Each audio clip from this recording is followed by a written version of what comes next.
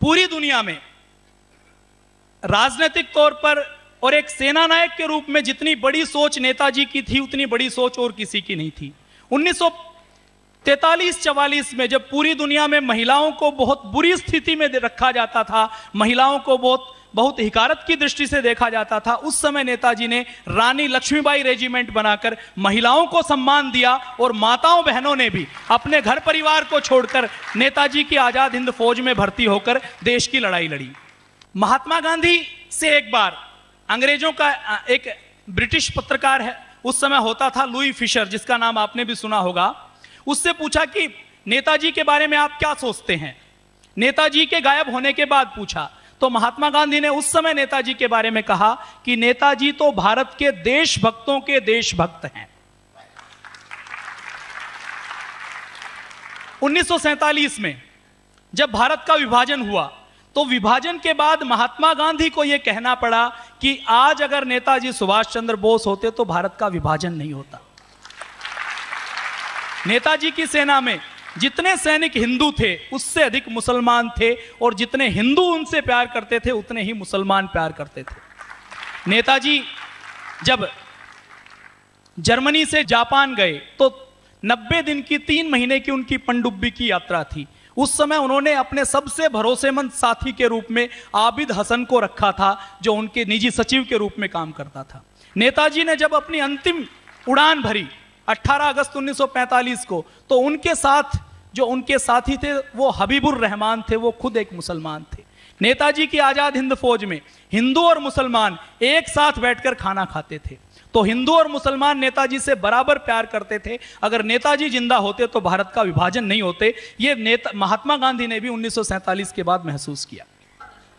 1945 में जब आजाद हिंद फौज के 30-40 हजार सैनिकों को अंग्रेजों ने पकड़ लिया था, तो लाल किले में उनके ऊपर मुकदमा चलाया गया।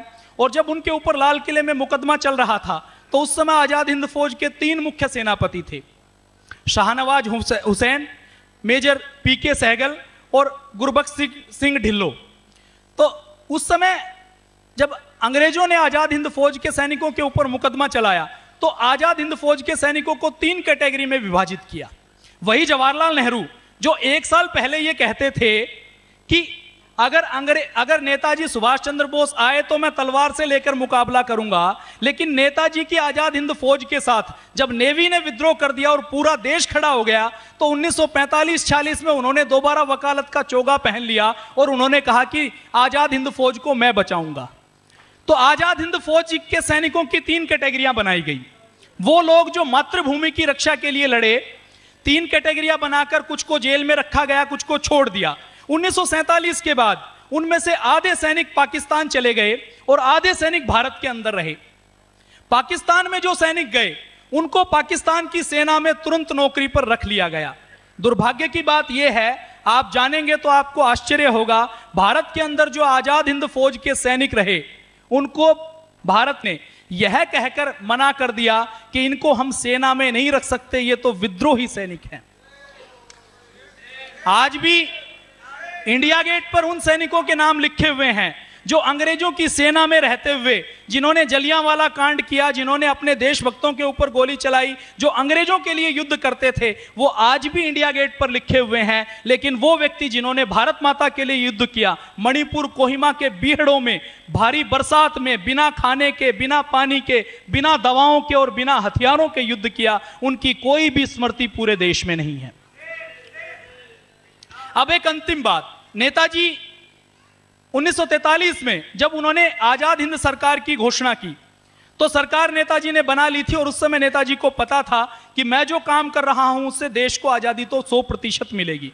माना देश तो 2-3 साल में आजाद होने वाला है, लेकिन नेताजी की चिंता एक दूसरी थी। वो ये सोचते थे कि देश तो आजाद हो जाएगा, लेकिन देश की आजादी के बाद अगर अंग्रेजों की यही व्यवस्थाएं चलती रही तो देश के 33 करोड़ लोगों को न्याय नहीं मिलेगा।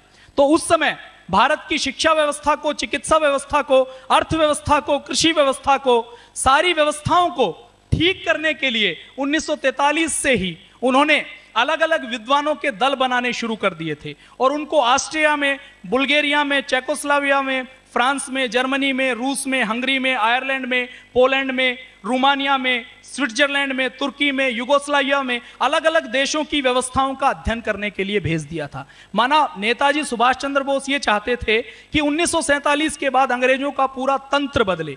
ये तो दुर्भाग्य की बात है कि नेताजी चले गए, वो तंत्र वैसा ही चलता रहा। आज नेताजी के सपने को पूरा करने के लिए उस तंत्र को बदलने की आवश्यकता है, जिसका आह्वान पूज्य स्वामी जी महाराज कर रहे हैं।